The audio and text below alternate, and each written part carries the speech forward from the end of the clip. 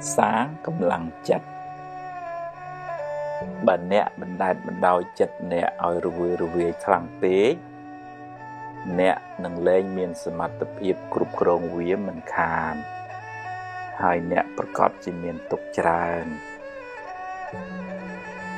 ដើម្បីឲ្យជីវិតរឹងមាំអ្នកត្រូវរៀនធ្វើជាប៉ូលីសតាមដានចិត្តអ្នកបើចិត្តទៅណាគិតរឿងអីត្រូវតាមមើលវាជាប្រចាំបើចិត្តល្អចិត្តរីករាយក៏ដឹងថាចិត្តល្អចិត្តរីករាយហើយបើវាអាក្រក់វាខឹងវាចំណែនវារវើរវាយវាស្ដាយវាភ័យវាអាក់អន់វាស្មុគស្មាញក៏យើងដឹងថាវាកំពុងតែស្មុគស្មាញហើយក៏កុំបន្ទោសខ្លួនឯងថាម៉េចក៏ស្មុគស្មាញធ្វើអី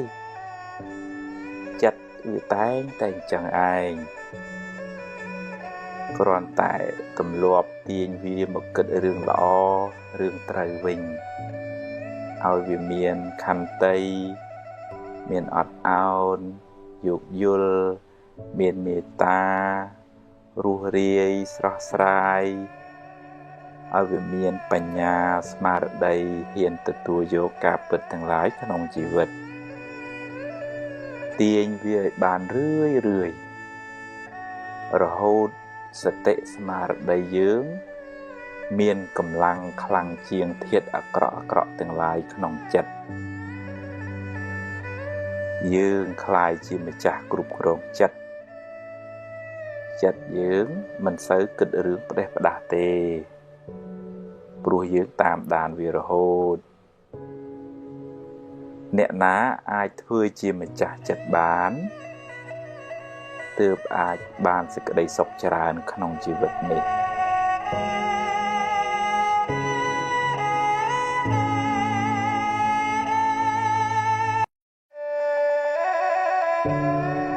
សាងបុណ្យលាងបាបពេលវេលាហួសទៅហើយអ្នកមិនអាចបកក្រោយវិញបានទេកម្មដែលអ្នកបានសាងហើយជាកម្មល្អក្តីអាក្រក់ក្តីអ្នកមិនអាចលុបវាចេញបានទេតែបើអ្នកគិតថាខុសអ្នកអាចកែប្រែខ្លួនប្រឹងសាងល្អឡើងវិញអ្នកបានជាមនុស្សប្រសើរជាងមុនតែបាបនៅតែជាបាបដដែលព្រោះអ្នកបានធ្វើវារួចហើយបើសម្លប្រៃចាក់ទឹកទៅវានឹងសាបបន្តិចតែជាតិប្រៃវានៅតែជាជាតិប្រៃដដែលវាមិនរត់ទៅណាទេគ្រាន់តែលាយទឹកច្រើនយើងលែងសូវដឹងប៉ុណ្ណឹងយ៉ាងណាមិញបើជ្រុលជាសាងអាក្រក់ទៅហើយត្រូវប្រឹងសាងល្អវិញឲ្យបានច្រើនហើយមិនបាច់ដេកកើតទុក្ខស្ដាយក្រោយទេនាំតែបានបាបថែមពេលណាសមគួរកម្មនឹងឲ្យផលហើយព្រមទទួលទៅកម្មយើងទេគ្មានអ្នកណាមានឥទ្ធិពលជួយលាងបាបឲ្យអ្នកឡើយសូម្បីតែព្រះពុទ្ធបើអ្នកព្រោះស្រូវក្នុងស្រែហើយបែរជាតិចអុជធូបបន់ស្រន់មិនឲ្យវាដុះវាជារឿងឆោតល្ងង់ពេកហើយ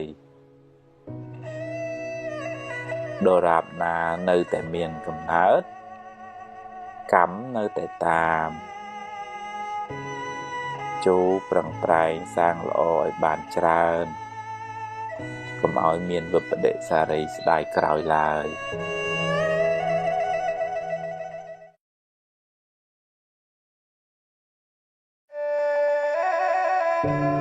សាំញ៉ាំច្រើន xa và trán xăm nhằm trán mà đồn dược ní mà đồn dược nút nó mà nét mục màn trán cả túc của trán đài hỏi miên ban sầm rạch ca là muối ói bật cọt rồi chia tê dù tới kế của lên tục chặt tiền môn nâng sầm rạch chất cua cực cua bán sọc cục xua dù bỏ kế ở bán tràn kia sân rút bột sập lặt tập hó hơi trồng cõi nét từ chữ rửa để khuôn ai bà rửa dược mùi nà hỡi cũng mình tên tay đôi chốt đô lang thua ấy chạp mùi ná oi bật cót mùi nâng luôn muối cùng chiếc tu pi rồi dắt lẹ tức trời rọt của ruột tình sai của ruột mình nút xa và trán từ tu là tập hóa mình sẽ lọ tề bà rửa dược lời nà hỡi trời đá ở đó tì bùm phật công từ mục từ cõi ấy đá ở ọc lời sân bà tuột chó chăm kịch tiệt hãy công tùm lọp bình tô kê bình tô anh ấy vía chia chùm rứa rồi bá dương tề bà lời nâng khóc né á chập đám xa chít mày hãy cùng sài ấy sài tứ nóm bé cái đại gai ở bây giờ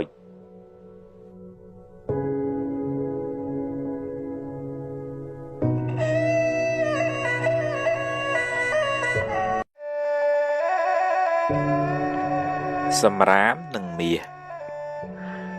rồi viên sầm rám nâng mía nẹt chát bứt chỉ rửa dược mía mình khàn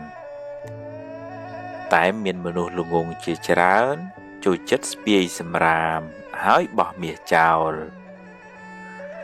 sầm rám miền tiền càng trái miền tiền càng khòng sầm rám càng trái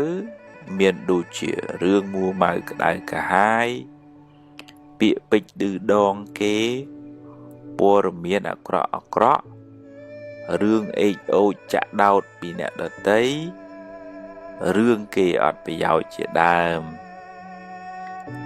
cheแต่นอมโยกหมดดักขนมคูกบาลอยู่เต๋อ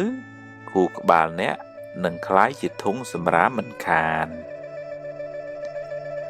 สำรามขังขนมก็มีนจราอนดูจีกำหังเชลชาวจะไหนเชียนดิสอบกุมกวนรูเวอร์รูเวียสมกสมานไพ่ปลุยบรอมได้สนอเจดามดำใบบานซอกเนะตรึพี่เยี่ยมสำอาดเตียงขังกระเตียงขังขนมหายตุ่มลบดำกาขนมจัดเนะวิงโดยเจียเพียบสระสายรูเรียสมาร์ได้รึงปังสวาหับขันเตยอดทนเมตตาการุณาสันดอกปลอบปนัยปัญญาสมาร์ได้เจดามจัดเนะหนึ่งสระโดยประกาพลือทลาโดยเมียชีวิตเนะก็บานซอกชรานได้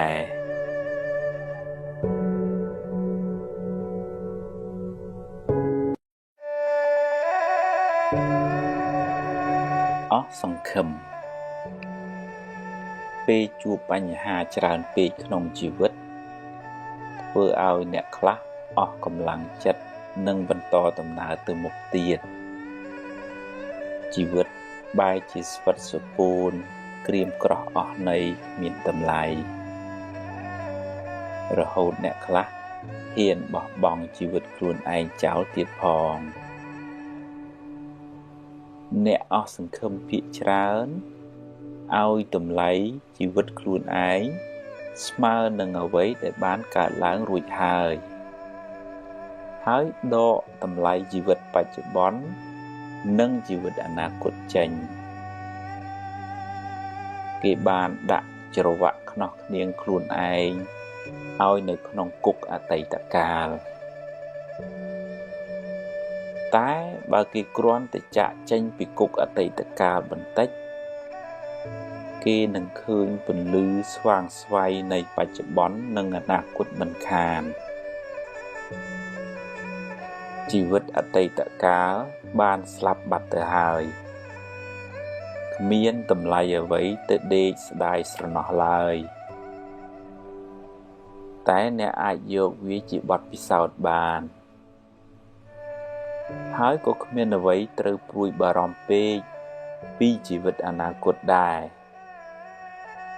តែអ្នកត្រូវរស់នៅដោយក្តីសង្ឃឹមញញឹមព្យាយាមបំពេញការងារឲ្យអស់ពីលទ្ធភាពពេលបច្ចុប្បន្ន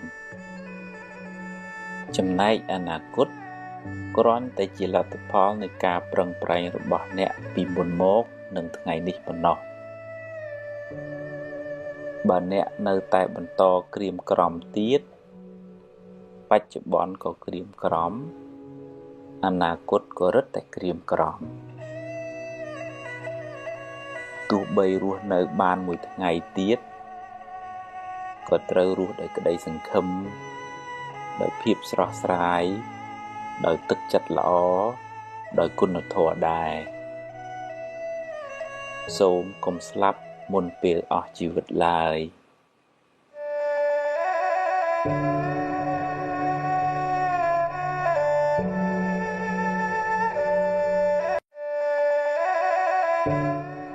អំនួតអ្នកខ្លះពូកែគ្រប់រឿងស្អីក៏ដឹងស្អីក៏ចេះដែរនិយាយឡើងហត់អ្នកស្ដាប់តែមិនសូវបានការអីទេលោងដូចប៉ោតអត់ទឹកអីចឹងអ្នកខ្លះទៀតចេះច្រើនមែនតែអន់បន្តិចអន់ត្រង់ពូកែអួតនឹងតែម្ដងនិយាយពីចូលចិត្តលើកខ្លួនឯងខ្លាចតែគេមិនដឹងខ្លាចតែគេថាខ្លួនឯងអន់ចំណេះក្នុងលោកនេះមានច្រើនឥតគណនាឧបមាដូចជាទឹកមហាសមុទ្រអីចឹងចំណែកអ្វីដែលយើងចេះស្មើនឹងទឹកមួយដំណក់ប៉ុណ្ណោះតើមានអ្វីត្រូវអួតទៅគួរបើកចិត្តឲ្យទូលាយចេះស្ដាប់គេខ្លះផងកុំនិយាយដូចមានតែឯងហើយកុំនិយាយច្រើនពេកចាំដល់វេនខ្លួនឯងចាំនិយាយហើយនិយាយឲ្យត្រូវរឿងឲ្យត្រូវប្រធានបទផងគុណតម្លៃពិតប្រាកដរបស់អ្នកមិនស្ថិតនៅលើពូកែនិយាយច្រើននោះទេតែស្ថិតនៅលើប្រសិទ្ធភាពការងាររបស់អ្នកគួរចងចាំថាមនុស្សពូកែអួតជាមនុស្សប្រហោងក្នុង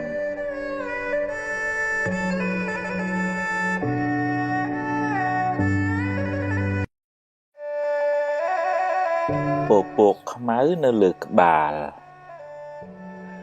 ស្មុគស្មាញច្រើនមួម៉ៅច្រើនព្រួយបារម្ភច្រើនគិតច្រើននាំឲ្យអ្នកមានទុក្ខក៏ច្រើនដែរហើយបើបណ្ដែតបណ្ដោយយូរទៅអ្នកនឹងលែងមានសមត្ថភាពគ្រប់គ្រងវាជីវិតអ្នកនឹងវិលវល់រកសុខមិនសូវឃើញឡើយអ្នកត្រូវចាប់ផ្ដើមតាមដានចិត្តអ្នកពីពេលនេះតទៅទម្លាប់វាឲ្យគិតរឿងល្អរឿងបុណ្យកុសលរឿងបច្ចុប្បន្នរឿងណាហួសហើយឲ្យវាហួសទៅចុះកុំស្ដាយអីហើយរឿងណាមិនទាន់មកដល់ទេក៏កុំកើតទុកពេកអីដែរជួបរឿងណាដោះរឿងនឹងទៅ រៀនទាញចិត្តអ្នកឲ្យចេញពីរឿងមួម៉ៅក្តៅក្រហាយទាំងឡាយវាពិបាកណាស់តែអ្នកត្រូវតែទម្លាប់បន្តិចម្ដងទម្លាប់តាមដានវាទម្លាប់មើលវារឿយទម្លាប់អប់រំវាឲ្យមានខន្តីអត់ធន់មានមេត្តាមានភាពរួសរាយរាក់ទាក់អត់ឱនយោគយល់មានបញ្ញាស្មារតីហ៊ានទទួលស្គាល់ការពិតនៃជីវិតរឿងល្អក៏ព្រមទទួលរឿងមិនល្អក៏ប្រឹងដោះស្រាយទៅជីវិតគឺអញ្ចឹងឯងកុំស្មុគពេកអីប្រឹងទៅប្រឹងដោយក្តីសង្ឃឹមដោយភាពស្វាហាប់ដោយគុណធម៌ដោយភាពស្រស់ស្រាយធ្វើដូច្នេះបានចិត្តអ្នកនឹងស្រឡះស្រឡំច្រើនអ្នកនឹងមិនសូវមានទុក្ខឡើយ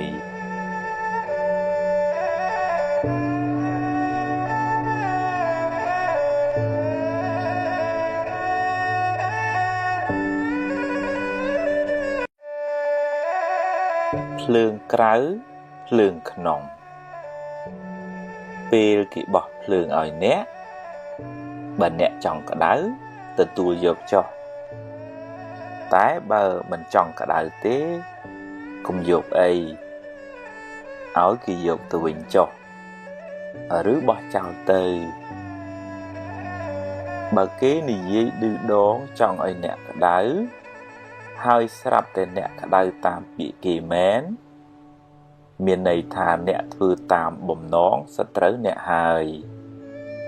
អ្នកទទួលយកភ្លើងហើយអ្នកក្តៅហើយគេនឹងសប្បាយចិត្តពេលឃើញអ្នកក្តៅអ្នកត្រូវរៀនធ្វើជាមនុស្សទឹកត្រជាក់ពីខាងក្នុងមកបើគេចង់ដុតឲ្យអ្នកក្តៅប្រាប់គេថាយកទៅវិញចុះយើងមិនត្រូវការភ្លើងទេគេនឹងរែកពន្ធភ្លើងនោះត្រឡប់ទៅវិញគេខឹងគេអាក្រក់ហើយបើអ្នកខឹងគេវិញអ្នកក៏អាក្រក់ដែរទាំងពីរអ្នកមិនសូវខុសគ្នាប៉ុន្មានទេកំហឹងបានដុតបំផ្លាញចិត្តគេឲ្យក្តៅរួរៀលដូចដេកអោបភ្លើងហើយគេចង់យកភ្លើងនោះមកសាចដាក់អ្នកដែរតែអ្នកកុំទៅល្ងងអី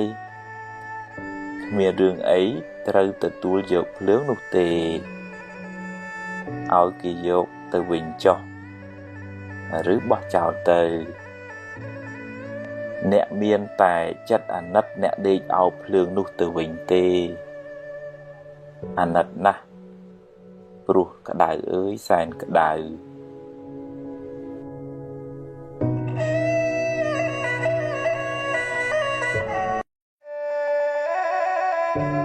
មនុស្សមិនចេះខុសអ្នកខ្លះត្រូវរហូតខុសក៏ត្រូវត្រូវក៏ត្រូវខ្លាចខ្លួនឯងអន់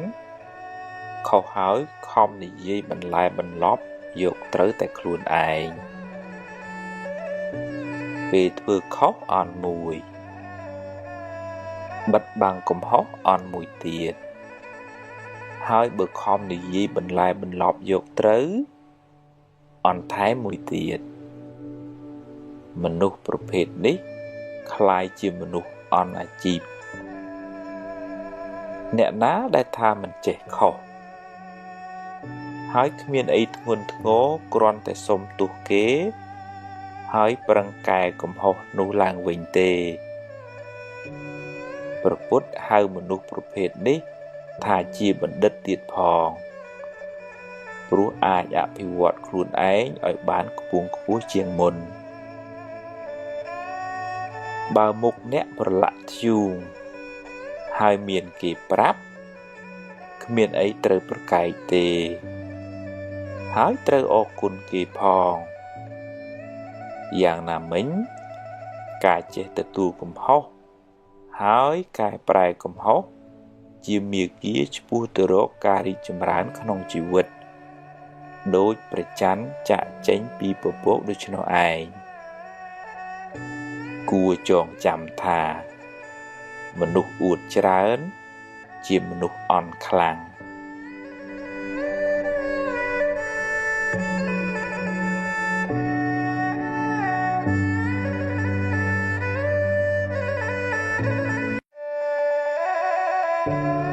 រក្សាមាត់អ្នកអាចជាអាវុធដ៏មុតស្រួច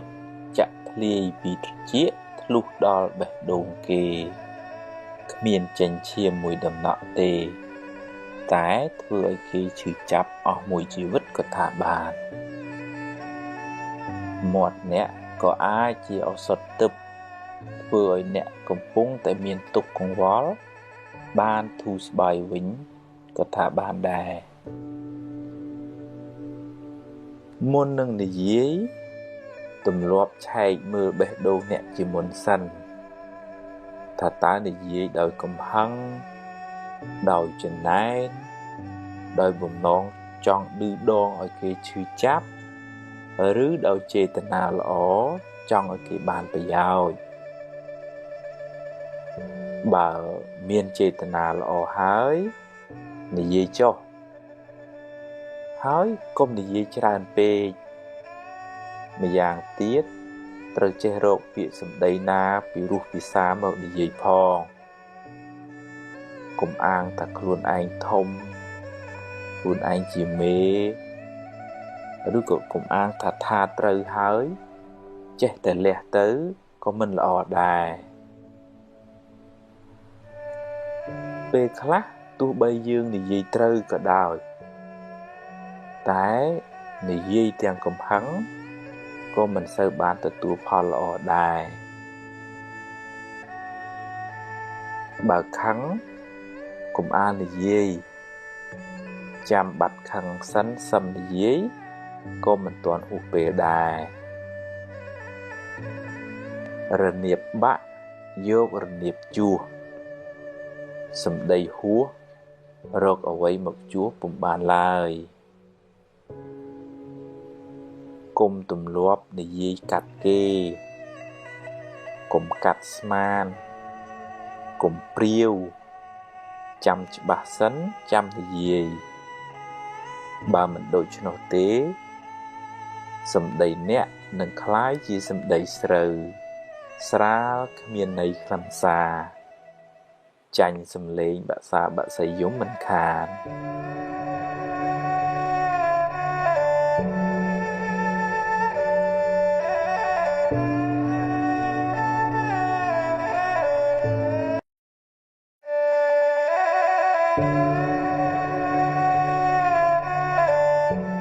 បុណ្យមានទ្រព្យនៅបើបុណ្យអ្នកនៅមានរួមផ្សំជាមួយការប្រុងប្រយ័ត្នផងទ្រព្យអ្នកមិនងាយបាត់បង់ទៅណាទេតែពេលណាអ្នកអស់បុណ្យហើយអ្នកមានសេះសល់បាបពីមុនមកផងទ្រព្យឃើញនៅនឹងភ្នែកក៏យកមិនបានឬត្រូវបាត់បង់ខូចខាតទៅវិញបាបកម្មនាំឲ្យរកស៊ីមិនឡើងឬខាតចុងខាតដើមមានដូចជាកឹបកេងទ្រព្យគេជំពាក់លុយគេមិនសងសន្យាថាឲ្យហើយបែរជាមិនឲ្យវិញសន្យាថាឲ្យច្រើនតែបែរជាឲ្យតិចវិញ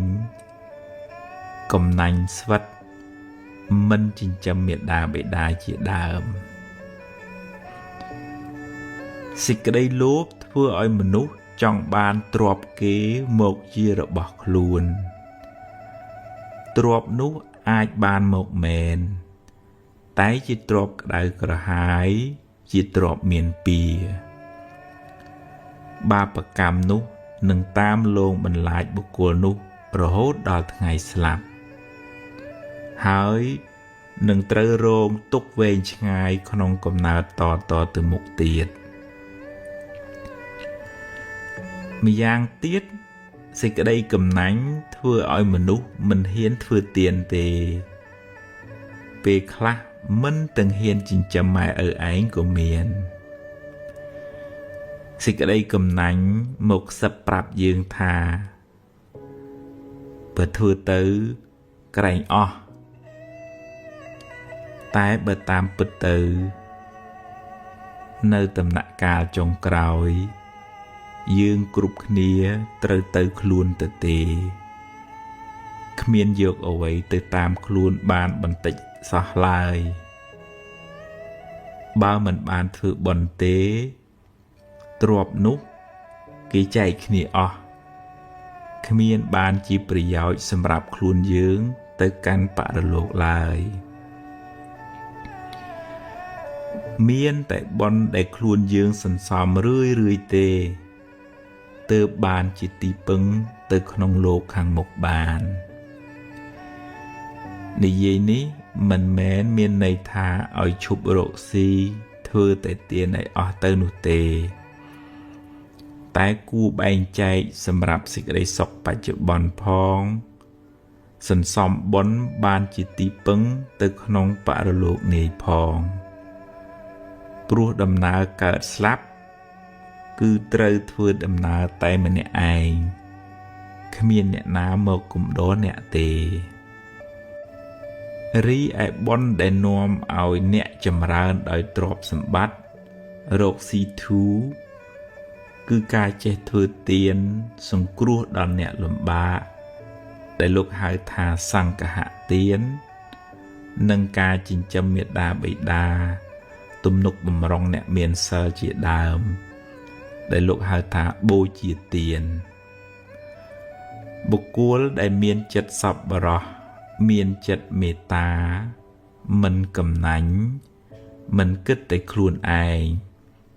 រមែងទទួលបានសេចក្តីស្រឡាញ់សេចក្តីសុខតាំងពីបច្ចុប្បន្នរហូតបរលោកនាយកុសលធនៈទានមើលពីខាងក្រៅហាក់ដូចជាអស់ទ្រព្យពីខ្លួនតែវាមានឧបមាដូចជាការព្រុះស្រូវក្នុងស្រែអ្នកអស់ស្រូវពូជពីល្អីមែនតែចុងក្រោយអ្នកទទួលបានផលច្រើនបុគ្គលដែលបានធ្វើទានទុកហើយ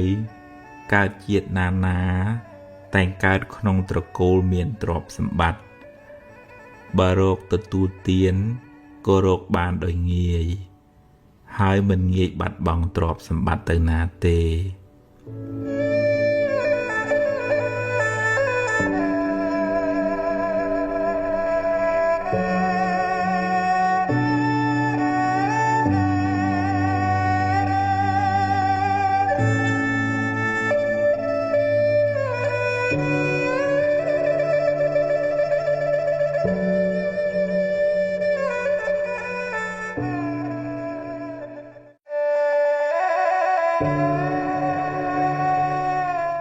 មេរៀនអាចថាមានពេលខ្លះអ្នកគិតមិនបានគ្រប់ជ្រុងជ្រោយហើយក៏និយាយជ្រុលជ្រោះឬសម្រេចចិត្តខុសដែលនាំឲ្យខូចខាតប្រយោជន៍ឬបាត់បង់ទ្រព្យធនជាដើមសូមគុំស្ដីបន្ទោសខ្លួនឯងច្រើនពេកអីដំណើរជីវិតតែងមានខុសខ្លះអីចឹងឯងគ្មានអ្នកណាម្នាក់បានល្អ 100% ទេអាយុនៅក្មេងចិត្តគំនិតក៏នៅក្មេងខ្ចីធ្វើឲ្យអ្នកឆាប់ឆេវឆាវហើយគិតខ្លីវាជាដំណើរធម្មតានៃការវិវត្តផ្នែកខួរក្បាលនិងចិត្តគំនិតបើខុសឆ្គងសូមការអនុគ្រោះលើកលែងពីគេទៅកុំខ្មាស់អៀនអី រួចហើយងើបឡើងបន្តដំណើរទៅមុខទៀតផ្ដល់ឱកាសឲ្យខ្លួនឯងជាលើកទី2ក្មេងធ្លាប់ដួលរាប់សិបដងទម្រាំចេះដើរចាត់ទុកកំហុសខុសឆ្គងនិងបរាជ័យទាំងនោះថាជាមេរៀនជាបទពិសោធន៍សម្រាប់ការសម្រេចចិត្តឲ្យបានត្រឹមត្រូវនៅថ្ងៃក្រោយរឿងមិនល្អធ្វើឲ្យអ្នកឈឺចាប់តែវាជួយអ្នកឲ្យមើលឃើញបញ្ហាបានច្បាស់ជាងមុនស្គាល់មនុស្សបានប្រកបជាងមុន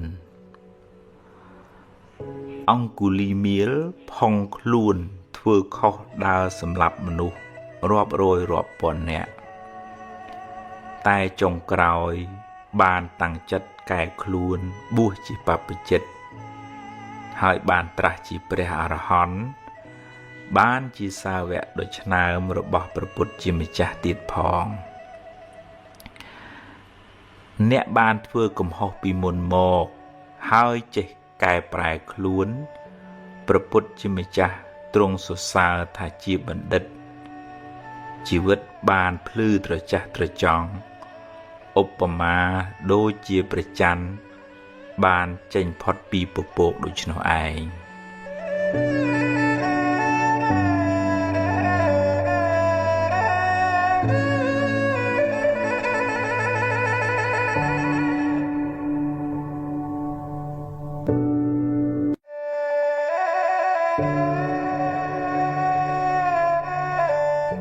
រួចពីកម្មពីវេរាពីអតីតមកអ្នកគ្មានវិធីរត់គេចពីវាបានទេព្រោះអ្នកមិនអាចបកក្រោយហើយកែទង្វើដែលអ្នកបានធ្វើក្នុងអតីតកាលបានឡើយតែពីវេរាទៅថ្ងៃមុខអ្នកអាចជៀសបានដោយកម្លាំងនៃការរក្សាសិលបានដល់ការប្រព្រឹត្តល្អដោយកាយវាចាចិត្តការមិនបៀតបៀនមិនធ្វើឲ្យអ្នកដទៃក្តៅក្រហាយមានដូចជាការមិនប៉ះពាល់ជីវិតអ្នកដទៃការមិនកាប់កេងលួចទ្រព្យអ្នកដទៃការមិនធ្វើឲ្យកូនប្រពន្ធអ្នកដទៃក្តៅក្រហាយការមិនកុហកបោកប្រាស់ជាដើមពេលអ្នកមិនបានធ្វើឲ្យអ្នកដទៃក្តៅក្រហាយគេក៏មិនមានចិត្តចងពៀមិនមានបំណងអាក្រក់ដាក់អ្នកវិញដែរដោយសារអ្នកមិនបានធ្វើអាក្រក់ដាក់អ្នកដទៃអ្នកក៏មានចិត្តស្រស់ស្រាយមិនភ័យខ្លាចមិនព្រួយបារម្ភរឿងមានទោសពៃឬខ្លាចគេធ្វើអាក្រក់ដាក់អ្នកវិញឡើយនោះហើយជាចិត្តដែលរួចផុតពីពាវេរាមនុស្សមានពៀគឺជាមនុស្សដែលបៀតបៀនគេធ្វើឲ្យអ្នកដទៃក្តៅក្រហាយមនុស្សមានចិត្តចងគំនុំគុំគួនខ្លួនក៏លំបាកព្រោះភ្លើងកំហឹងឆេះក្នុងចិត្តរាល់ថ្ងៃហើយគេក៏ក្តៅក្រហាយព្រោះទង្វើអាក្រក់របស់យើងម្យ៉ាងទៀតពាវេរានោះនឹងជាប់តាមគ្នាវែងឆ្ងាយក្នុងសង្សារវដ្តបើអ្នកដាំពូជភ្លើងអ្នកនឹងបានផលក្តៅក្រហល់ក្រហាយត្រឡប់មកវិញបើអ្នកធ្វើឲ្យគេក្តៅក្រហាយអ្នកនឹងបានភាពក្តៅក្រហាយនោះមកវិញគ្រាន់តែយូរឬឆាប់ប៉ុណ្ណោះបើអ្នកបានសាងល្អរក្សាសិលពេលបច្ចុប្បន្នឈ្មោះថាអ្នកមិនបានសាងពាវេរាទៅថ្ងៃមុខតែបើអ្នកមានកម្មពាវេរាពីអតីតជាតិមកអ្នកត្រូវទទួលផលកម្មនោះវិញអ្នកមិនអាចរត់គេចពីកម្មចាស់បានទេសូម្បីតែព្រះពុទ្ធជាម្ចាស់ ក៏ត្រូវទទួលផលកម្មចាស់ដែរតែដោយអំណាចនៃអំពើល្អដោយអំណាចនៃសិលដែលអ្នកបានរក្សាពេលបច្ចុប្បន្នកម្លាំងបុណ្យនោះអាចជួយសម្រាលទុក្ខបានខ្លះដែរតាមកម្លាំងរបស់វាឧបមាដូចជាអ្នកស្លសម្លជ្រុលជាប្រៃទៅហើយអ្នកអាចដាក់ទឹកថែមដើម្បីឲ្យវាសាបបានខ្លះយ៉ាងណាមិញបើអ្នកបានជ្រុលជាធ្វើបាបកម្មខ្លះទៅហើយអ្នកមិនអាចកែប្រែវាបានទេតែអ្នកអាចធ្វើអំពើល្អថ្មីដែលជួយអ្នកឲ្យបានផលល្អ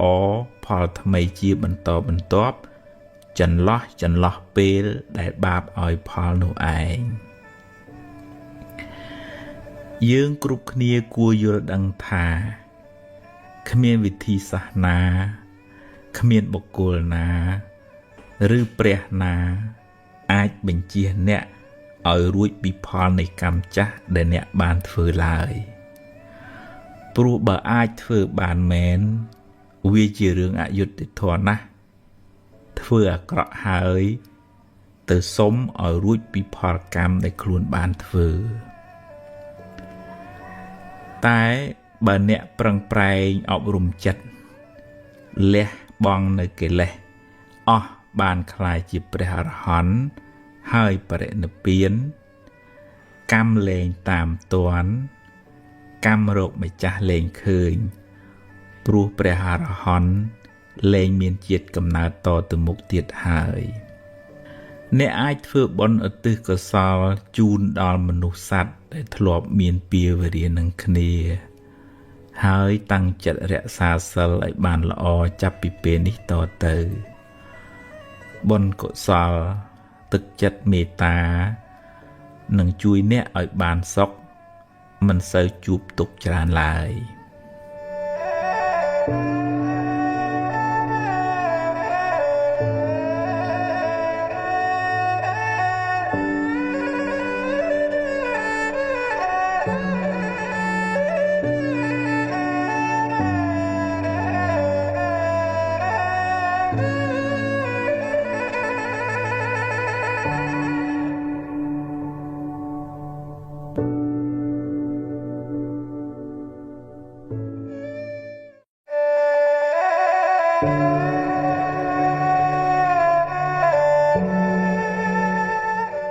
រៀនសម្រេចចិត្តមុននឹងសម្រេចចិត្តគិតឲ្យបានច្បាស់លាស់សិនសួរយោបល់គេឯងឲ្យបានគ្រប់ជ្រុងជ្រោយហើយចុងក្រោយអ្នកត្រូវសម្រេចចិត្តដោយខ្លួនឯងហើយបើសម្រេចយ៉ាងណាហើយធ្វើតាមនឹងទៅកុំសាវ៉ាដូរចុះដូរឡើងពេកអីព្រោះវាធ្វើឲ្យរំខានចិត្តខ្លាំងមិនសូវបានសុខទេហើយបើឧបមាថាការសម្រេចចិត្តនោះខុសនាំឲ្យខូចខាតបាត់បង់សូមគុំទម្លាប់បន្ទោសគេបន្ទោសឯងឬមួម៉ៅក្តៅក្រហាយស្ដីបន្ទោសខ្លួនឯងយូរពេកអីចាត់ទុកថាវាជាផលនៃបាបចាស់ទៅចុះកុំស្ដាយពេកអីព្រោះស្ដាយទៅបានត្រឹមតែខូចចិត្តយកវាជាមេរៀនគិតសារជាថ្មីឡើងវិញធ្វើឲ្យបានប្រសើរជាងមុន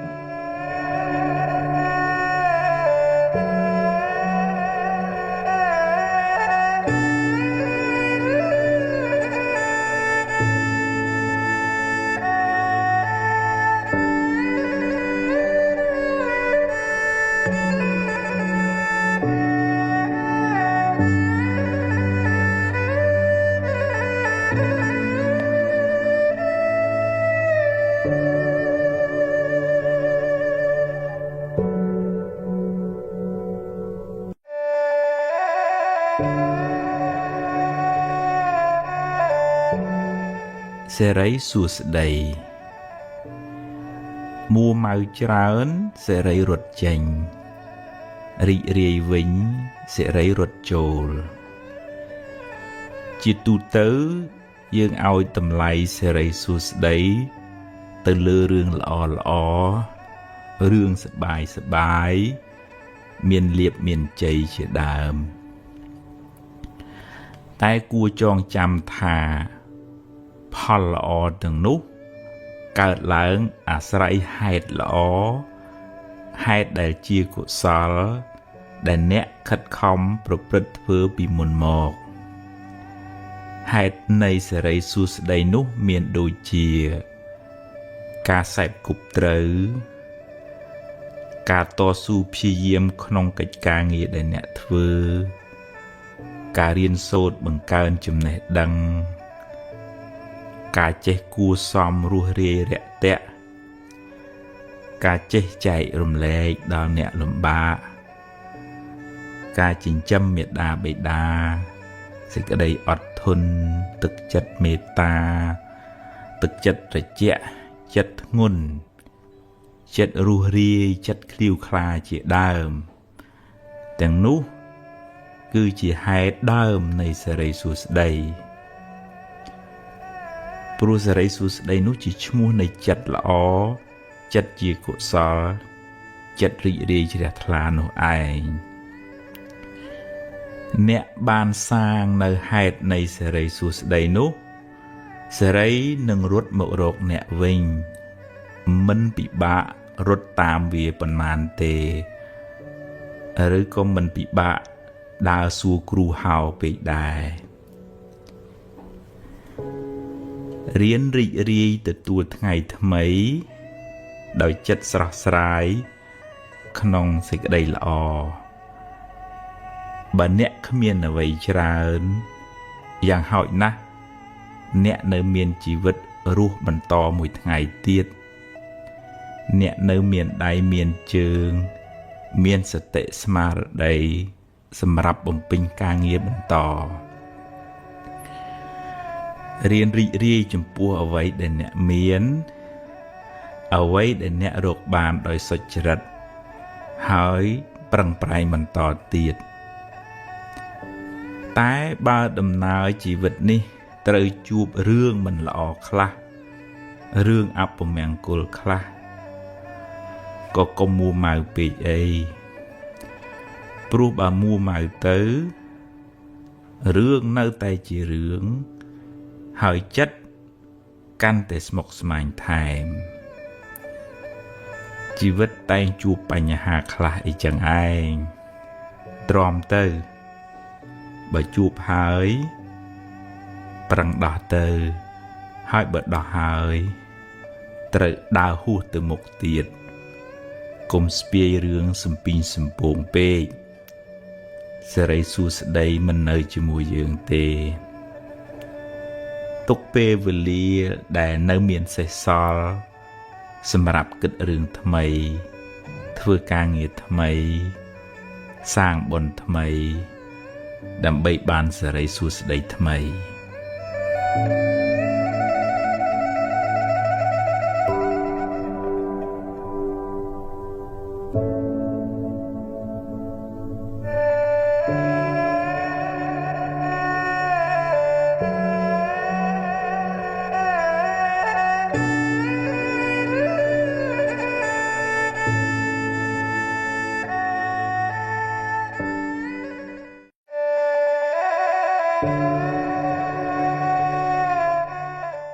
ហួសហើយ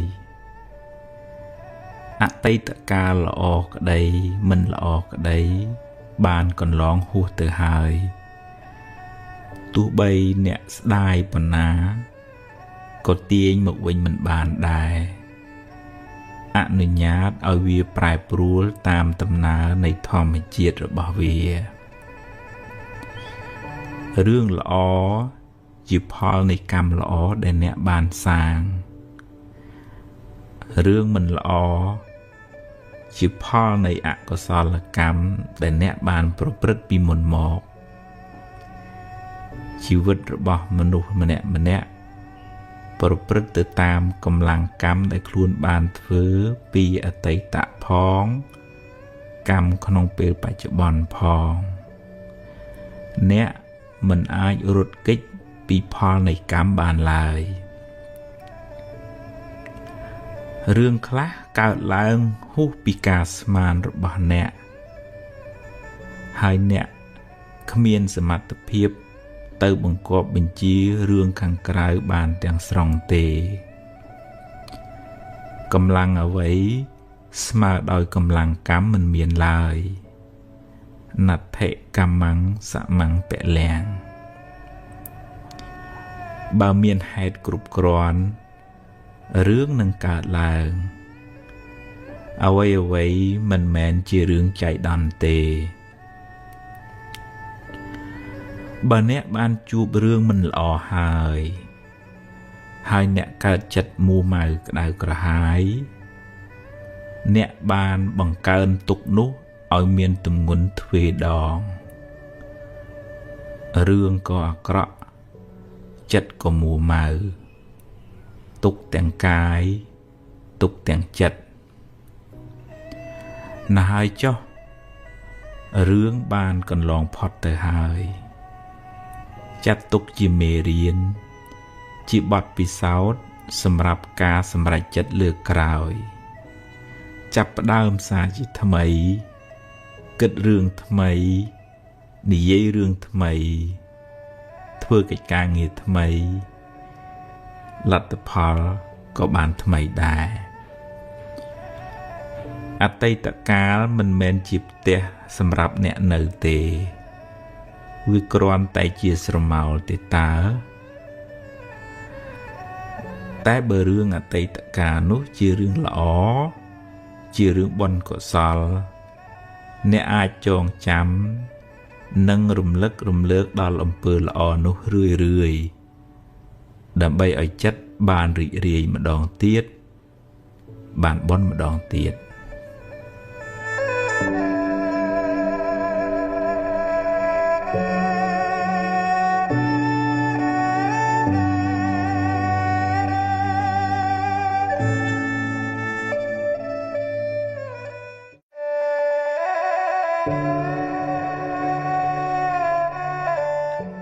អតីតកាលពីរប្រភេទអតីតកាលខ្លះល្អអតីតកាលខ្លះមិនល្អទេជារឿងធម្មតាសម្រាប់ជីវិតមនុស្សម្នាក់ហើយអតីតកាលទាំងពីរនោះបានរលត់បាត់ទៅហើយអ្នកមិនអាចបកក្រោយទៅកែប្រែវាបានទេតែបើអ្នកគិតត្រូវអ្នកអាចកែច្នៃវាបានជាប្រយោជន៍សម្រាប់សាងអនាគតល្អទៅខាងមុខបើអតីតកាលនោះជារឿងល្អជារឿងបុណ្យកុសលអ្នកអាចរំលឹករំលើកវាឡើងវិញដើម្បីឲ្យចិត្តបានជ្រះថ្លាម្ដងទៀតបានសប្បាយចិត្តម្ដងទៀតអ្នក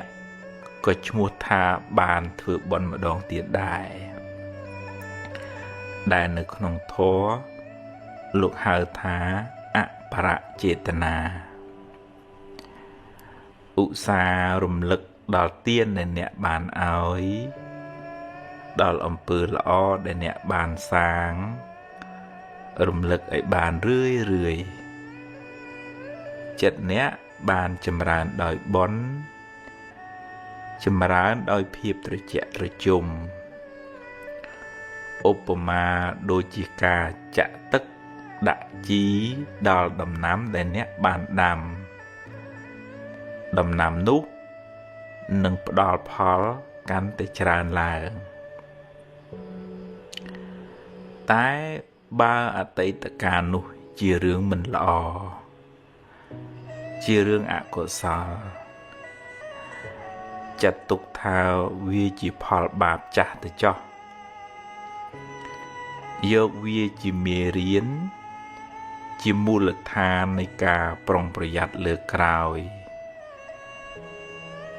ហើយអនុញ្ញាតឲ្យវាកន្លងហួសទៅកុំស្ដាយអីព្រោះបើស្ដាយទៅក៏មិនអាចកែប្រែអ្វីបានដដែលហើយបើអ្នករំលឹករំលើកវាញឹកញាប់ពេកវាមានតែនាំឲ្យចិត្តអ្នកក្តៅក្រហាយប៉ុណ្ណោះ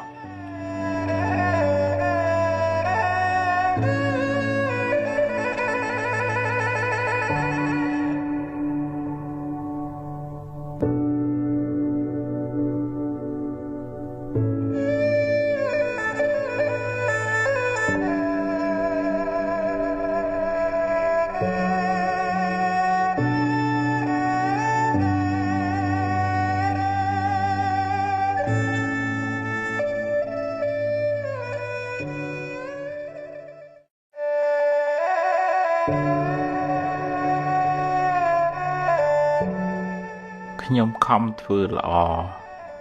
ហេតុអ្វីខ្ញុំនៅតែមានទុក្ខច្រើនអ្នកខ្លះមានសមានចិត្តល្អមានចិត្តសប្បុរសអាណិតអាសូរជួយអ្នកដទៃច្រើនតែបែរជាមិនសូវបានសមប្រកបជួបរឿងទុក្ខសោកមិនចេះចប់មិនចេះហើយពេលខ្លះជួយគេហើយបែរជាគេរមិលគុណនិយាយអាក្រក់រហូតដល់ធ្វើទុកបុកម្នេញមកវិញក៏សឹងមានអំពើល្អដែលអ្នកបានសាងហើយនៅតែជាអំពើល្អដដែលមិនប្រែទៅជាអាក្រក់ទេគ្រាន់តែវាមិនទាន់មានពេលឲ្យផលប៉ុណ្ណោះចំណែករឿងមិនល្អរឿងអកុសលដែលអ្នកបានជួបវាជាផលនៃកម្មចាស់ដល់ពេលត្រូវឲ្យផលគួរស្វែងយល់ផងដែរថាបុណ្យកុសលមានច្រើនលំដាប់ហើយបុណ្យទាំងនោះជួយអ្នកឲ្យបានស្រាលពីទុក្ខតាមលំដាប់ដែរកុសលថ្នាក់ទានលះចិត្តកំណាញ់លះចិត្តជាប់ជំពាក់កុសលថ្នាក់ទាននោះជួយអ្នកឲ្យមានគេស្រឡាញ់រាប់អានច្រើនមានកិត្តិយសកេរ្តិ៍ឈ្មោះល្អនិងជាឧបនិស្ស័យនៃការរកទទួលទានមានបានតែកុសលថ្នាក់ទាននោះមិនអាចជួយអ្នកឲ្យរួចផុតពីសេចក្តីទុក្ខផ្លូវចិត្តបានទេកុសលមួយទៀតដែលជួយអ្នកឲ្យរួចពីពាវេរាទៅថ្ងៃមុខគឺការរក្សាសិលបានដល់ការមិនបៀតបៀនមិនធ្វើឲ្យអ្នកដទៃក្តៅក្រហាយអ្នកជាមនុស្សមិនមានពៀទៅណាមកណាមិនសូវព្រួយបារម្ភក្នុងចិត្តព្រោះមិនបានធ្វើខុសហើយមិនសូវមានអ្នកមកបៀតបៀនអ្នកទេជៀសវាងតែអ្នកមានបាបកម្មពីអតីតជាតិមកកុសលថ្នាក់សិលជួយអ្នកឲ្យរួចផុតពីពាវេរាទៅថ្ងៃមុខតែវានៅតែមិនអាចជួយអ្នកឲ្យរួចផុតពីសេចក្តីទុក្ខផ្លូវចិត្តបានទាំងស្រុងឡើយកុសលថ្នាក់ខ្ពស់ដែលអាចជួយអ្នកបានច្រើនក្នុងការសម្រាលសេចក្តីទុក្ខពីផ្លូវចិត្តគឺកុសលថ្នាក់ភាវនាដែលមានន័យថាការចម្រើនសមាធិការចម្រើនបញ្ញាដែលជួយអ្នកឲ្យមានចិត្តនឹងធឹងមិនសូវញាប់ញ័រនឹងរឿងរ៉ាវទាំងឡាយសមាធិសំដៅលើការវឹកហាត់ចិត្តឲ្យស្ថិតនៅក្នុងអារម្មណ៍តែមួយដែលនាំឲ្យចិត្តបានស្ងប់រងាប់បានត្រជាក់មិនសូវរវើរវាយមិនសូវច្របូកច្របល់ជួយអ្នក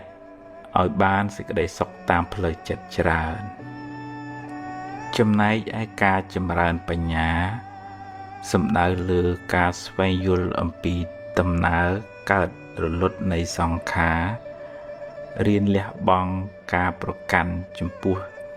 រឿងរ៉ាវការទាស់ចិត្តនិងការជាប់ចិត្តចំពោះបញ្ហាទាំងឡាយពេលអ្នកបានលះបង់នៅសេចក្តីប្រកាន់នោះពីក្នុងចិត្តរឿងរ៉ាវទាំងឡាយកើតឡើងក៏កំណត់ដឹងថាជាដំណើរនៃធម្មជាតិពេលមានហេតុក៏កើតឡើងពេលអស់ហេតុក៏រលត់ទៅឧបមាដូចជាភ្លើងចង្កៀងពេលនៅប្រេងក៏នៅសល់ភ្លើងពេលអស់ប្រេងអស់បញ្ឆេះភ្លើងក៏រលត់ទៅអ្នកកំណត់ដឹងនៅដំណើរនៃសង្ខារយ៉ាងនេះកាត់បន្ថយនៅសេចក្តីប្រកាន់សេចក្តីទុក្ខក៏ធូរស្បើយពីចិត្តអ្នក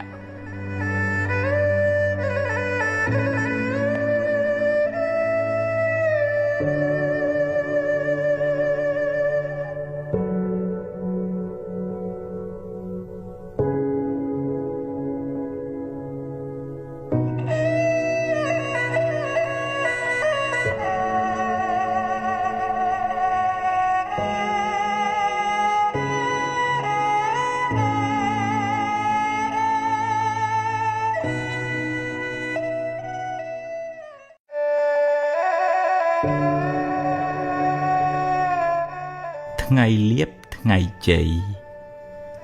ថ្ងៃល្អគឺជាថ្ងៃដែលអ្នករីករាយចិត្តថ្ងៃដែលអ្នកបានសាងល្អដោយកាយដោយវាចាដោយចិត្តព្រឹកឡើងលើកដៃសំពះរំលឹកគុណព្រះរតនត្រ័យនឹកគុណមេត្តាបិតាចម្រើនសមាធិផ្សាយមេត្តាដល់សពសត្វទម្លាប់ពូលវិចារល្អគិតរឿងល្អ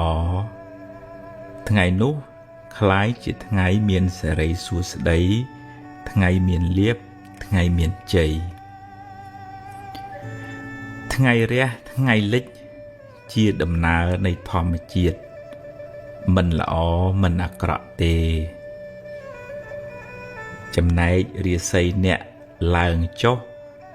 អាស្រ័យលើកម្មគឺអំពើដែលអ្នកបានសាងបើអ្នកបានសន្សំបុណ្យល្អច្រើនពីមុនមកហើយបុណ្យនោះដល់ពេលឲ្យផលអ្នកក៏ជួបរឿងល្អរឿងរីករាយរកស៊ីបានចម្រុងចម្រើនទៅតែបើពេលបាបចាស់តាមទាន់វិញអ្នកនឹងជួបរឿងមិនល្អរឿងអកុសលឬរកស៊ីខាតលងចុងទៅកម្មគឺលោកសំដៅទៅលើអំពើដែលអ្នកបានសាងពីអតីតផងក្នុងពេលបច្ចុប្បន្នផងកម្មនោះជាអ្នកចាត់ចែងឲ្យអ្នកបានជួបរឿងហេង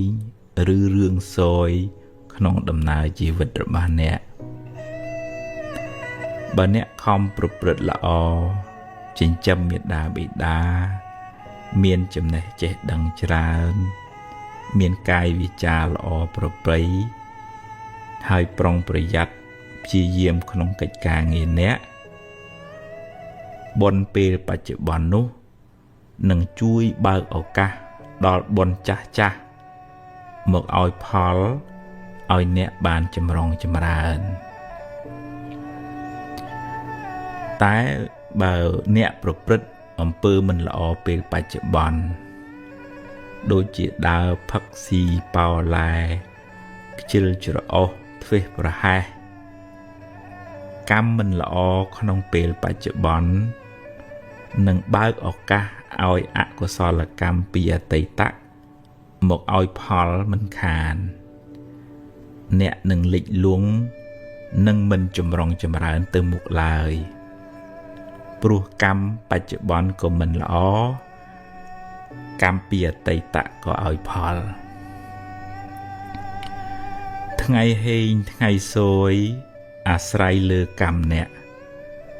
អាស្រ័យលើចិត្តអ្នកមិនឋិតនៅលើមាត់គេថាទេបើអ្នកចង់បានថ្ងៃល្អចង់បានថ្ងៃជ័យត្រូវខំសាងល្អល្អដោយកាយល្អដោយវាចាល្អដោយចិត្តហើយបើមានថ្ងៃខ្លះអ្នកជួបរឿងសោយជាថ្ងៃដែលបាបចាស់ឲ្យផលសុំគុំកើតទុក្ខទុំមនោះទុំមនិញច្រើនពេកអីចាត់ទុកថាជាផលនៃបាបចាស់ហើយខិតខំធ្វើអំពើល្អថ្មីដូចជារំលឹកគុណព្រះរតនត្រ័យថ្វាយគ្រឿងសក្ការៈចំពោះព្រះពុទ្ធជាម្ចាស់ជូនទេទានចំពោះលោកឪពុកអ្នកម្ដាយដាក់បាតព្រះសង្ឃឬក៏ធ្វើអំពើល្អផ្សេងជាការសាងបុណ្យថ្មីជាឈ្មោះនៃសេចក្តីសុខផ្លូវចិត្តបុណ្យនោះនឹងជួយឲ្យអ្នកបានស្រស់បានសុខហើយអនាគតក៏បានភ្លឺថ្លាដែរជោគជតារាសីរបស់យើងម្នាក់កើតឡើងអាស្រ័យខ្លួនយើងខ្លួនឯងជាអ្នកបង្កើតសូមគុំស្វែងរកសេរីសួស្តីពីខាងក្រៅឡើយបើចង់ឲ្យទេវតាអមនុស្សជួយអ្នកក៏អ្នកត្រូវតែមានបុណ្យឲ្យទេវតានោះជួយដែរបើអ្នកគ្មានបុណ្យសន្សំមកទេគ្មានព្រះអិនព្រះព្រហ្មណាអាចជួយអ្នកបានឡើយ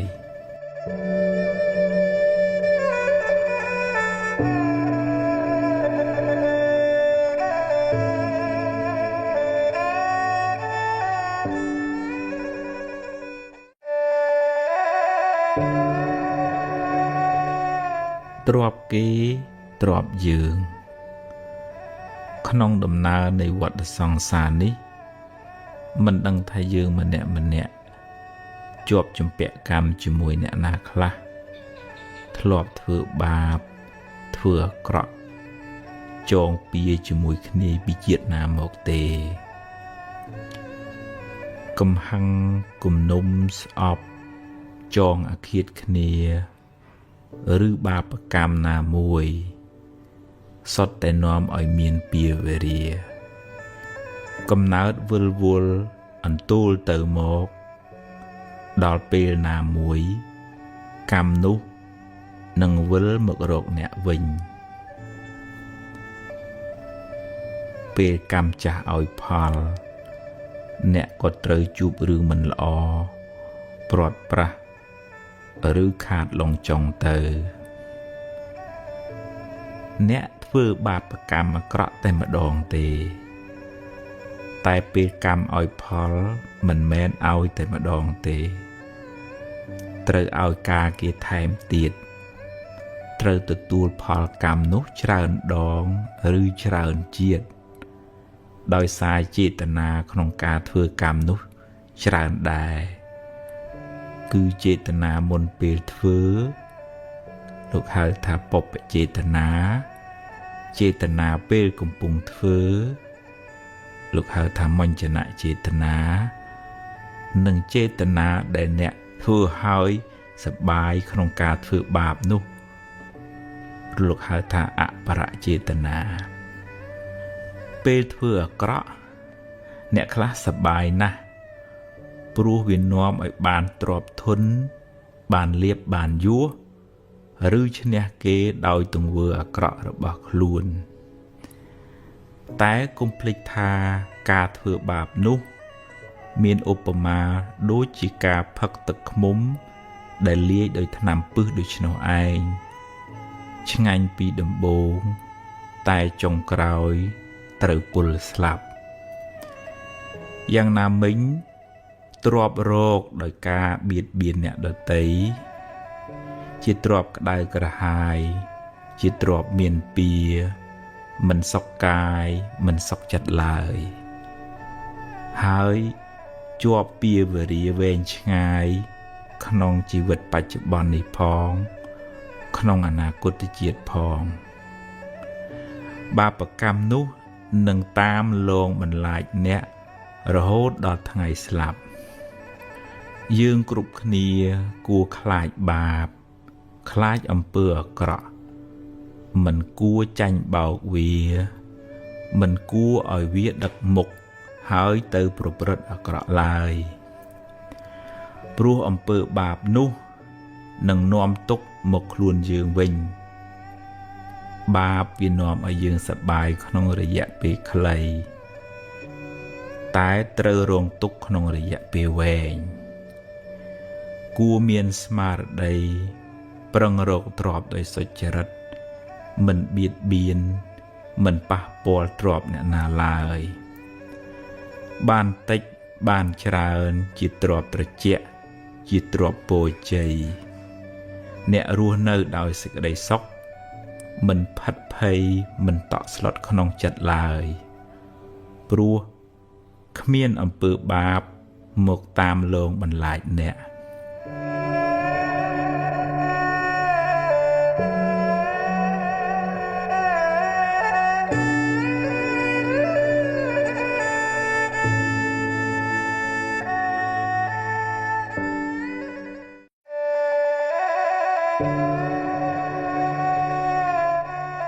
នៅសល់បើអ្នកបាត់បង់អ្វីគ្រប់យ៉ាងហោចណាស់អ្នកនៅសល់ជីវិតនៅមានថ្ងៃនេះនិងថ្ងៃស្អែកសម្រាប់រស់បន្តថ្ងៃបានលិចបាត់ទៅហើយអតីតកាលបានកន្លងហួសទៅហើយអនុញ្ញាតឲ្យវាទៅចុះព្រោះបើអ្នកមិនព្រមក៏វាបានរលត់បាត់ទៅហើយរៀនទទួលស្គាល់ការពិតកំណត់ដឹងថាសង្ខារទាំងឡាយតែងប្រែប្រួលមិនទៀងទាត់ទេអារម្មណ៍ជាអតីតគ្រាន់តែជាស្រមោលវាបានរលត់បាត់ទៅហើយអ្វីដែលអ្នកមានក្នុងដៃគឺពេលវេលានៅបច្ចុប្បន្ននេះការសម្រេចចិត្តពេលនេះអាចជួយកំណត់ជោគវាសនាអ្នកនៅថ្ងៃបន្ទាប់បានយកអ្វីដែលអ្នកមានសេសសល់ធ្វើជាមូលដ្ឋានសម្រាប់ដំណើរទៅមុខនាងបដាចាជួបទុកច្រើនឥតគណនាម្ដាយឪពុកបងប្អូនស្វាមីនិងកូនទាំងពីរជាទីស្រឡាញ់បានស្លាប់ទាំងអស់តែនាងនៅអាចងើបឈរហើយបន្តដំណើរទៅមុខទៀតរហូតបានត្រាស់ជាព្រះអរហន្តីជាសាវិកាដ៏ឆ្នើមរបស់ព្រះពុទ្ធជាម្ចាស់អ្នកប្រហែលជាមិនកំសត់ដូចនាងបដាចាទេអ្នកពិតជាអាចងើបមុខឡើងហើយសាងអនាគតថ្មីក្នុងផ្លូវត្រូវផ្លូវបុណ្យកុសលជីវិតអ្នកនឹងបានភ្លឺថ្លាបើអ្នកសម្រេចចិត្តចាប់ផ្ដើមធ្វើល្អពីថ្ងៃនេះតទៅ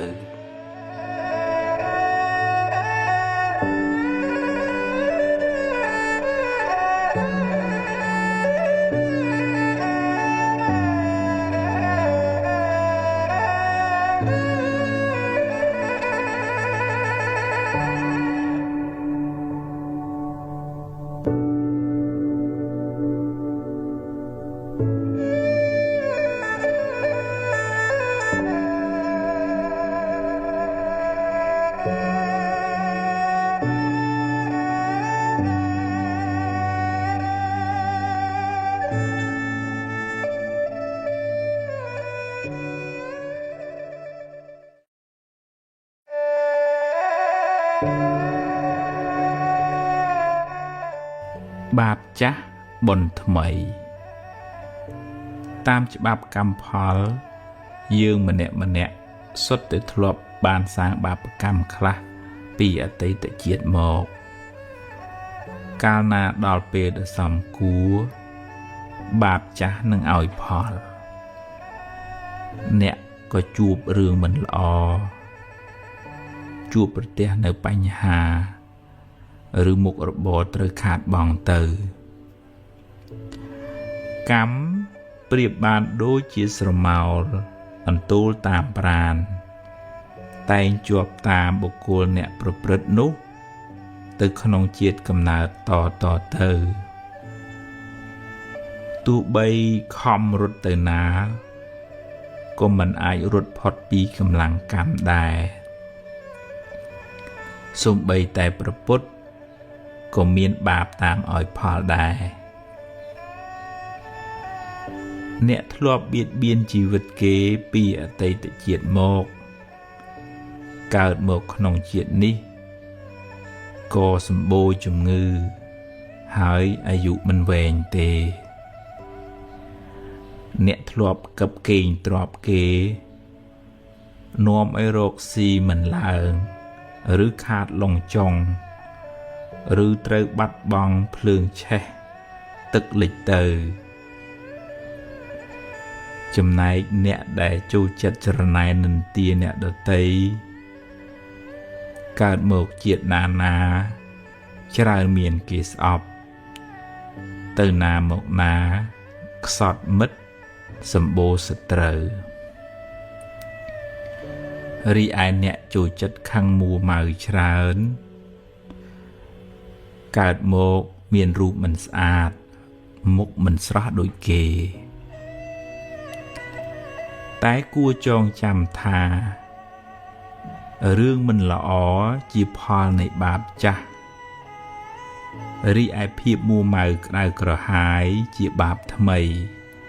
ដែលធ្វើឲ្យរឿងកាន់តែអាក្រក់ឡើងផលកម្មចាស់គ្មានអ្នកណារត់គេចបានទេតែអ្នកអាចសាងកម្មថ្មីកម្មល្អដែលនាំឲ្យជីវិតបានប្រសើរឡើងវិញជោគវាសនាជីវិតអ្នកមិនពឹងផ្អែកទាំងស្រុងទៅលើកម្មចាស់ទេតែកម្មថ្មីកម្មបច្ចុប្បន្នមានឥទ្ធិពលខ្លាំងលើខ្សែជីវិតអ្នកបើអ្នកជួបរឿងមិនល្អចាត់ទុកថាជាផលនៃកម្មចាស់ទៅចុះខំប្រឹងដោះស្រាយហើយបើដោះហើយងើបឡើងដើរទៅមុខទៀតសូមកុំស្ពាយផលកម្មចាស់នោះតាមខ្លួនយូរពេកធ្ងន់ណាស់បើវាឲ្យផលម្ដងហើយឲ្យវាកន្លងផុតទៅបើអ្នកមួម៉ៅនឹងវានឹងឧស្សាហ៍មករកអ្នកវិញមិនខាន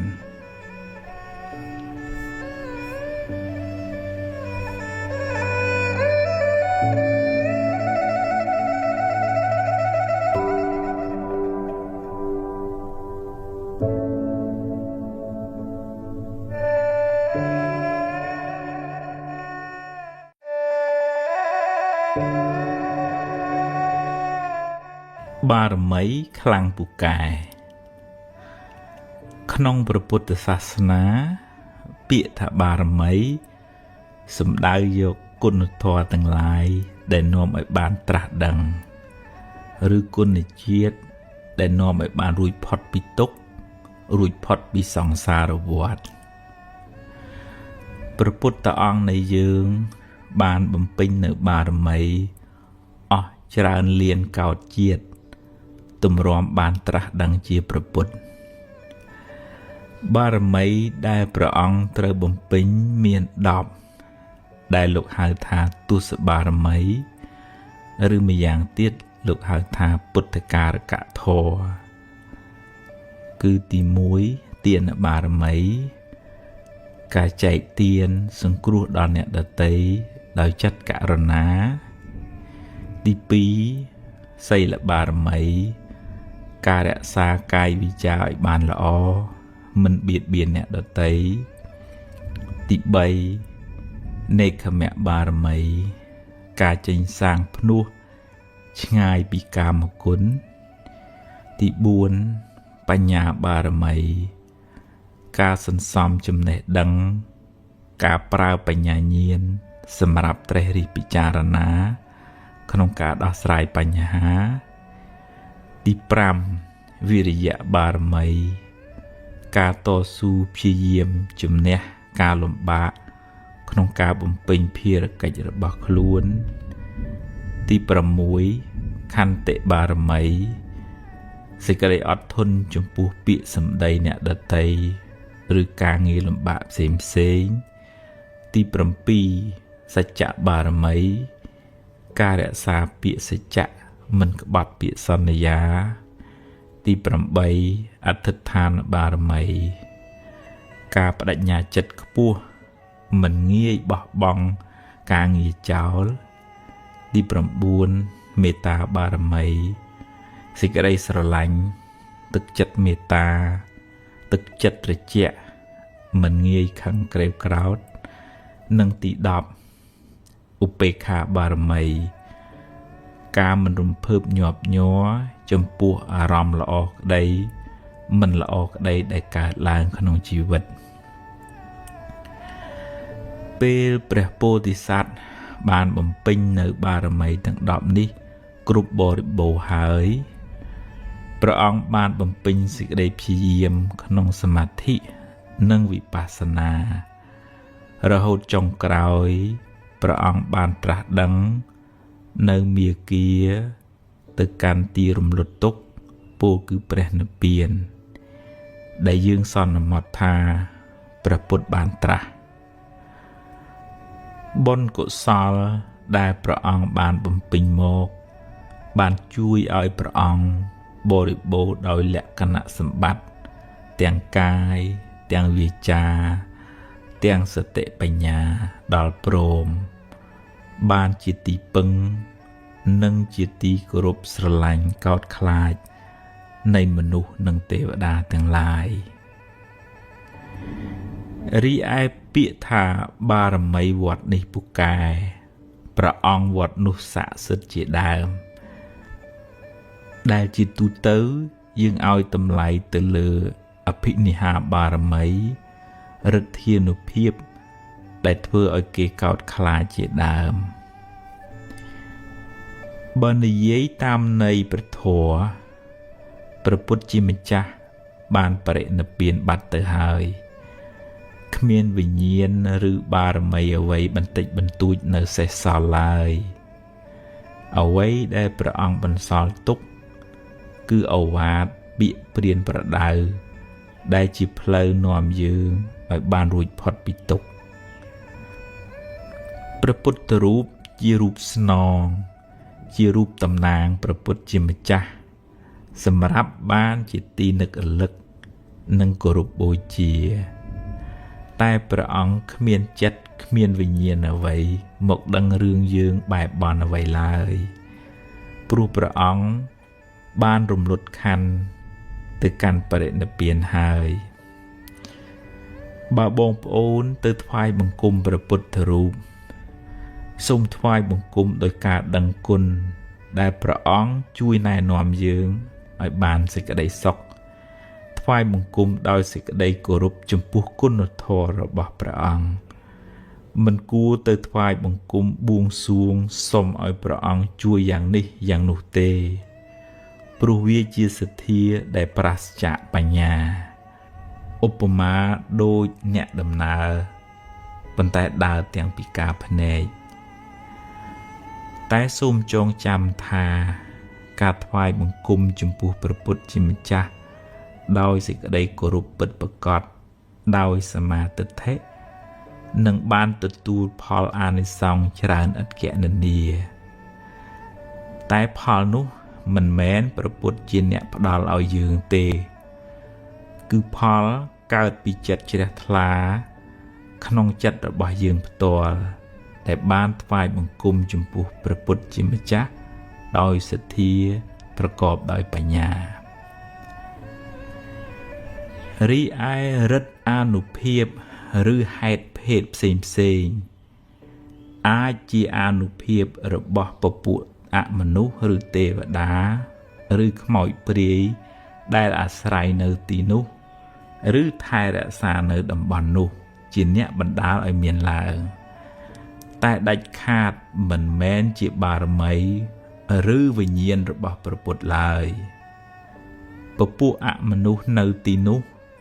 អាស្រ័យនឹងព្រះពុទ្ធរូបក៏ទទួលនៅសក្ការៈបូជាផ្សេងពីមនុស្សម្នាទាំងឡាយដែលយកទៅបូជានិយាយនេះមិនហាមឃាត់ថាឲ្យបងប្អូនឈប់គោរពបូជាទេវតាទេតែត្រូវធ្វើដោយសមាទិដ្ឋិត្រឹមត្រូវកុំឲ្យคล้ายជាមង្គលភ្ញាក់ផ្អើលដែលផ្ទុយពីឱវាទព្រះពុទ្ធទៅវិញយើងអាចសម្ដែងការរាប់អានការគោរពបូជាដល់ទេវតានិងអមនុស្សទាំងនោះ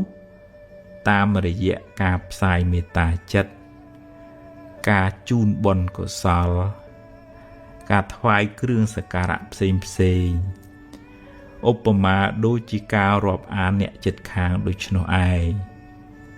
សូមឲ្យគេបានសុខបានចម្រើនហើយជួយថែរក្សាគ្នាទៅវិញទៅមកតែមិនគួរផ្ដេកផ្ដួលចិត្តបាត់បង់ជំហរលួងខ្លួនដើរតែបន់ស្រន់បួងសួងសុំសេចក្តីសុខពីគេឡើយហើយភ្លេចធ្វើមូលហេតុនៃសេចក្តីសុខនោះដោយខ្លួនឯងព្រោះអ្វីគ្រប់យ៉ាងសុទ្ធតែមានហេតុផលបើអ្នកគ្មានបុណ្យទេអង្វរកយ៉ាងម៉េចក៏ទេវតាមិនអាចជួយអ្នកបានដែរគេជួយយើង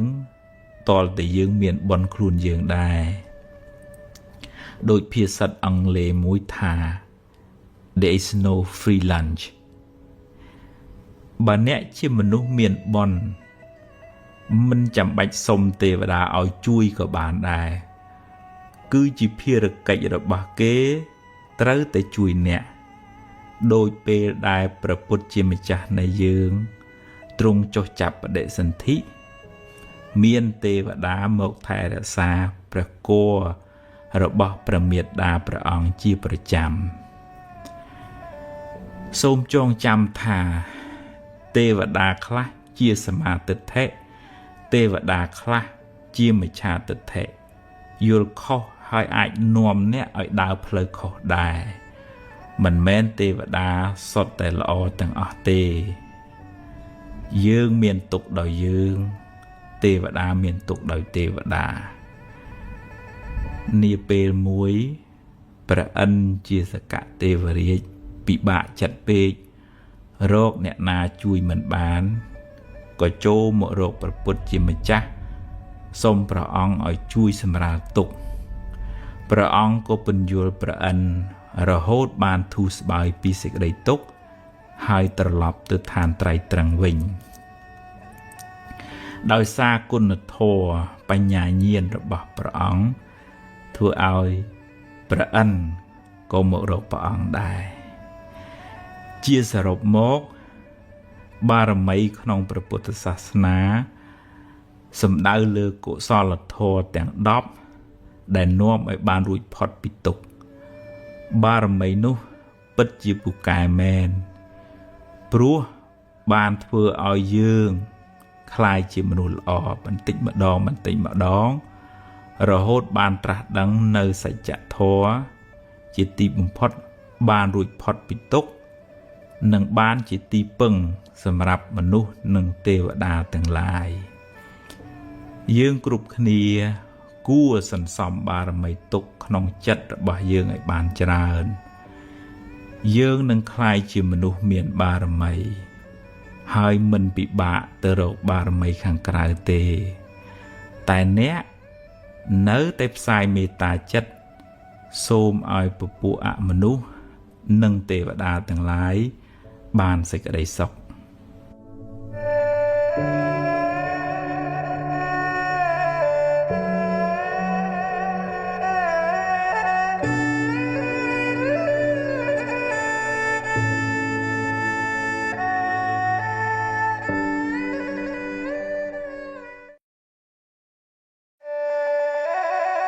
សាងកម្លាំងចិត្តបើអ្នកបណ្ដែតបណ្ដោយចិត្តអ្នកឲ្យរវើរវាយខ្លាំងពេកអ្នកនឹងលែងមានសមត្ថភាពគ្រប់គ្រងវាមិនខានហើយអ្នកប្រកាសជាមានទុក្ខច្រើនដើម្បីឲ្យជីវិតរឹងមាំអ្នកត្រូវរៀនធ្វើជាប៉ូលីសតាមដានចិត្តអ្នកបើចិត្តទៅណាគិតរឿងអីត្រូវតាមមើលវាជាប្រចាំបើចិត្តល្អចិត្តរីករាយក៏ដឹងថាចិត្តល្អចិត្តរីករាយហើយបើវាអាក្រក់វាខឹងវាចំណែនវារវើរវាយវាស្ដាយវាភ័យវាអាក់អន់វាស្មុគស្មាញក៏យើងដឹងថាវាកំពុងតែស្មុគស្មាញហើយក៏កុំបន្ទោសខ្លួនឯងថាម៉េចក៏ស្មុគស្មាញធ្វើអីចិត្តវាតែងតែអញ្ចឹងឯងគ្រាន់តែទម្លាប់ទាញវាមកគិតរឿងល្អរឿងត្រូវវិញឲ្យវាមានខន្តីមានអត់ឱនយោគយល់មានមេត្តារស់រាយស្រស់ស្រាយឲ្យវាមានបញ្ញាស្មារតីហ៊ានទទួលយកការពិតទាំងឡាយក្នុងជីវិតទាញវាឲ្យបានរឿយរហូតសតិស្មារតីយើងមានកម្លាំងខ្លាំងជាងធាតុអាក្រក់ទាំងឡាយក្នុងចិត្តយើងក្លាយជាម្ចាស់គ្រប់គ្រងចិត្តយើងមិនសូវគិតរឿងផ្ដេសផ្ដាស់ទេព្រោះយើងតាមដានវារហូតអ្នកណាអាចធ្វើជាម្ចាស់ចិត្តបានទើបអាចបានសេចក្តីសុខច្រើនក្នុងជីវិតនេះ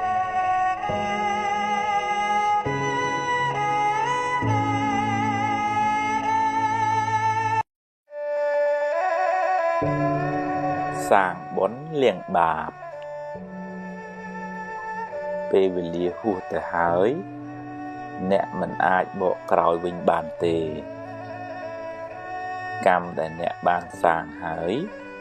ជាកម្មល្អក្តីអាក្រក់ក្តីអ្នកមិនអាចលុបវាចេញបានទេតែបើអ្នកគិតថាខុសអ្នកអាចកែប្រែខ្លួនប្រឹងសាងល្អឡើងវិញអ្នកបានជាមនុស្សប្រសើរជាងមុនតែបាបនៅតែជាបាបដដែលព្រោះអ្នកបានធ្វើវារួចហើយបើសម្លប្រៃចាក់ទឹកទៅវានឹងសាបបន្តិចតែជាតិប្រៃវានៅតែជាជាតិប្រៃដដែលវាមិនរត់ទៅណាទេគ្រាន់តែលាយទឹកច្រើនយើងលែងសូវដឹងប៉ុណ្ណឹងយ៉ាងណាមិញបើជ្រុលជាសាងអាក្រក់ទៅហើយត្រូវប្រឹងសាងល្អវិញឲ្យបានច្រើនហើយមិនបាច់ដេកកើតទុក្ខស្ដាយក្រោយទេនាំតែបានបាបថែមពេលណាសមគួរកម្មនឹងឲ្យផលហើយព្រមទទួលទៅកម្មយើងទេគ្មានអ្នកណាមានឥទ្ធិពលជួយលាងបាបឲ្យអ្នកឡើយសូម្បីតែព្រះពុទ្ធបើអ្នកព្រោះស្រូវក្នុងស្រែហើយបែរជាតិចអុជធូបបន់ស្រន់មិនឲ្យវាដុះវាជារឿងឆោតល្ងង់ពេកហើយដរាបណានៅតែមានកំណើតកម្មនៅតែតាមចូលប្រឹងប្រែងសាងល្អឲ្យបានច្រើនកុំឲ្យមានវិប្បដិសារីស្ដាយក្រោយឡើយ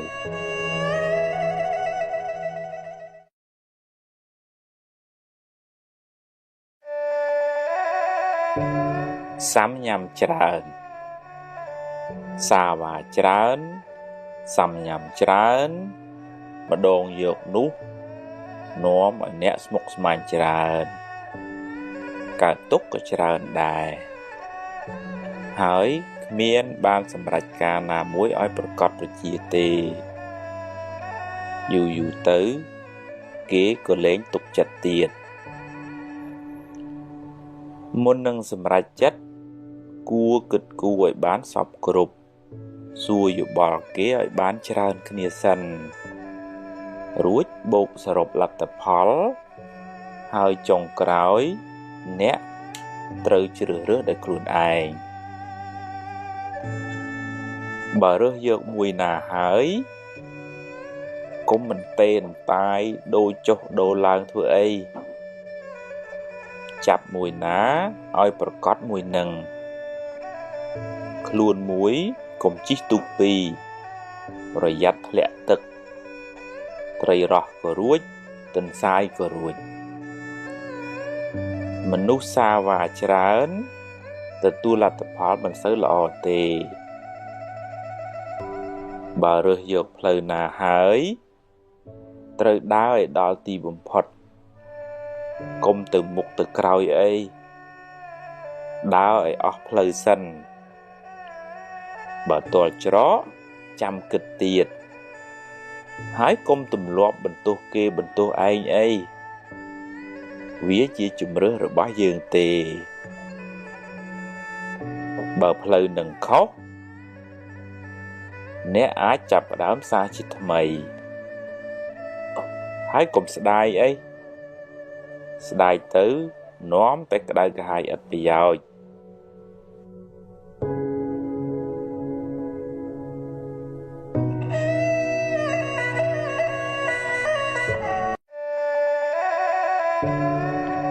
sầm rám nâng mía rồi viên sầm rám nâng mía nẹt chát bứt chỉ rửa dược mía mình khàn tại miền manu lùng ngùng chỉ trán chui chất spie sầm rám hái bỏ mía chào sầm rám miền tiền càng trái miền tiền càng khòng sầm rám càng trái miền đủ chỉ rương mua mày đại cả hai bị bịch từ đòn kế bùa miền ở cọ rương ấy ô chạ đau bị nẹt đợt tấy rương kì ọt bị giàu chỉ đàm chếtแต่นอมយកមកដាក់ក្នុងគូក្បាលយូរទៅគូក្បាលនេះនឹងคล้ายជាធុងសម្រាមមិនខានសម្រាមខាងក្នុងក៏មានច្រើនដូចជាកំហឹងឆេវឆាវចំណែនឈ្នាននេះស្អប់គុំគួនរវើរវាយស្មុកជាដើមដើម្បីបានសុខអ្នកត្រូវព្យាយាមសម្អាតទាំងខាងក្រៅទាំងខាងក្នុងហើយទម្លាប់ដាំផ្កាក្នុងចិត្តអ្នកវិញដូចជាភាពស្រស់ស្រាយរស់រាយស្មារតីរឹងប៉ឹងស្វាហាប់ខន្តីអត់ធន់មេត្តាករុណាសន្តោសប្រោសប្រណីបញ្ញាស្មារតីជាដើមចិត្តអ្នកនឹងស្រស់ដូចផ្កាភ្លឺថ្លាដូចមាសជីវិតអ្នកក៏បានសុខច្រើនដែរ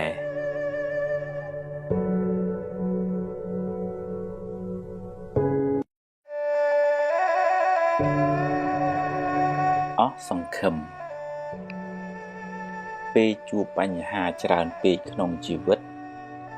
ធ្វើឲ្យអ្នកខ្លះអស់កម្លាំងចិត្តនិងបន្តដំណើរទៅមុខទៀតជីវិតបែរជាស្វិតសុពូនក្រៀមក្រោះអស់នៃមានតម្លៃរហូតអ្នកខ្លះហ៊ានបោះបង់ជីវិតខ្លួនឯងចោលទៀតផងអ្នកអស់សង្ឃឹមភាគច្រើនឲ្យតម្លៃជីវិតខ្លួនឯងស្មើនឹងអ្វីដែលបានកើតឡើងរួចហើយដកតម្លៃជីវិតបច្ចុប្បន្ននិងជីវិតអនាគតចេញគេបានដាក់ ច្រវាក់ខ្នោះនាងខ្លួនឯងឲ្យនៅក្នុងគុកអតីតកាលតែបើគេគ្រាន់តែចាក់ចេញពីគុកអតីតកាលបន្តិចគេនឹងឃើញពន្លឺស្វាងស្វ័យនៃបច្ចុប្បន្ននិងអនាគតមិនខានជីវិតអតីតកាលបានស្លាប់បាត់ទៅហើយគ្មានតម្លៃអ្វីទៅដេកស្ដាយស្រណោះឡើយតែអ្នកអាចយកវាជាបទពិសោធន៍បានហើយក៏គ្មានអ្វីត្រូវព្រួយបារម្ភពេកពីជីវិតអនាគតដែរតែអ្នកត្រូវរស់នៅដោយក្តីសង្ឃឹមញញឹមព្យាយាមបំពេញការងារឲ្យអស់ពីលទ្ធភាពពេលបច្ចុប្បន្នចំណែកអនាគតគ្រាន់តែជាលទ្ធផលនៃការប្រឹងប្រែងរបស់អ្នកពីមុនមកនិងថ្ងៃនេះប៉ុណ្ណោះ